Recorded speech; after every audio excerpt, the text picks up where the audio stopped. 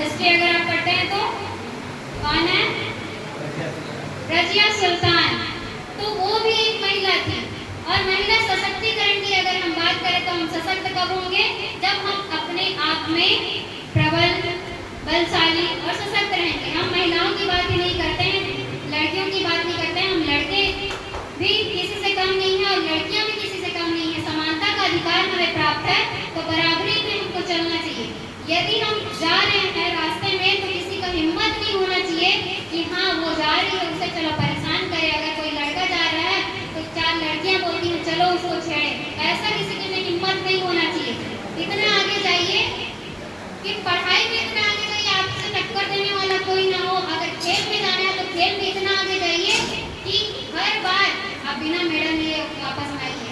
ऐसा होता है ना, कहीं भी जाते हैं, कहीं भी जाते हैं, कहीं थोड़ा सा चूक गया वो अपना गलती नहीं समझते हैं, बोलते हैं अरे वो ऐसा कर दिया, वो ऐसा कर दिया, इसीलिए बोलते हैं ना। अगर एग्जाम में हमारे 2 नंबर कम हो गया, अरे टीचर ने कैसा चेक किया, मेरा तो 2 नंबर कम दे दिए। यहाँ ये नहीं देख रहे हैं कि हमने कैसा लिखा था कि टीचर ने ऐसा।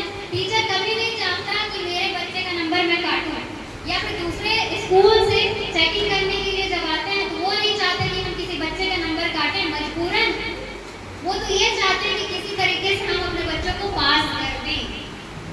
बोलते हैं ना, अगर हमारा कपड़ा फटता है तो हम दर्जी के पास जाते हैं। दर्जी चाहता है कि सबका कपड़ा फटे और मेरा दुकान चले। डॉक्टर चाहता है सब बीमार हो जाए। लेकिन आपको पता है एक शिक्षक चाहता है कि मेरा बच्चा हमेशा पास हो, कभी फेल ना हो। आदर करना चाहिए, अपने गुरुजनों का आदर करना चाहिए। और अगर आपको आगे जाना है तो निश्चित के आगे बढ़िए और अपने गुरुजनों का आदर कीजिए। और अगर आपको कोई ज्ञान चाहिए, हमारे गुरु इतने ज्ञान के सागर हैं, आप उनका पीछा पड़ जाइए। मैम हमको ये जानना ही है, आप पढ़ के आइए। अगर पार्ट 1 में है 6th क्लास के बच्चे जानते होंगे, उसमें बिल्ली और चूहे का कहानी है, मौसी मौसी। आप पढ़ के आइए, मैम को पूछिए मैम इसका मीनिंग क्या होता है। मैम आती है, पढ़ाती है, समझाती है, चली जाती है। ऐसा होता है क्या? वो बोलती है ना समझ में आया बच्चों, नहीं आया तो बार बार पूछो। मैम पूछती है ना, कोई भी हो, हमारे सर पूछते हैं अगर समझ नहीं आया तो बार बार पूछो, मैं बार बार बताऊंगा, मैं बार बार बताऊंगी, 1000 बार बताऊंगा। लेकिन कभी ऐसा हुआ है कि आप घर से पढ़ के आए ना, नहीं आज मेरे को सर को ये पूछना है, मैंने एक बार पढ़ लिया, स्कूल में सर एक बार और बताएंगे, घर जाके एक बार और पढ़ लूंगा। एग्जाम में मजा नहीं किसी का कोई टीचर आपका नंबर काटता है ना।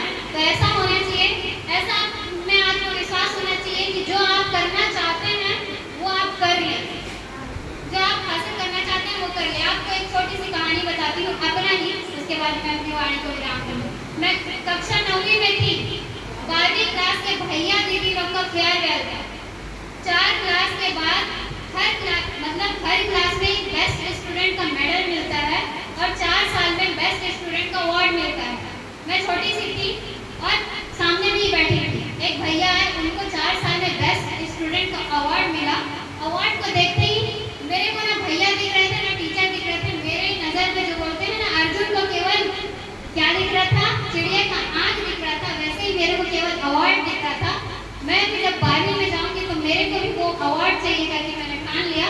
और 4 साल में मेरे को जो भी करना पड़े मैं करूंगी, लेकिन वो मेडल लेके रहूंगी।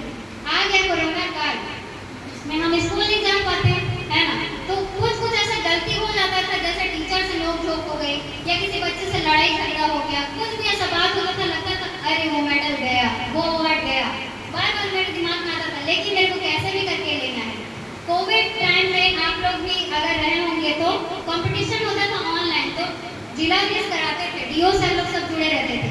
मेरा अटेंडेंस छूट गया, मैं सोची अब तो मेरा अवार्ड गया। प्रिंसिपल से मेरा लड़ाई झगड़ा हो गया, मैं बोले प्रिंसिपल का अवार्ड देता है, उसी से लड़ाई हो गया, अब तो मेरे को नहीं मिलेगा। लेकिन जब मैं 12th में पहुंची, सच बताऊं मैं अपने फेयरवेल में जाने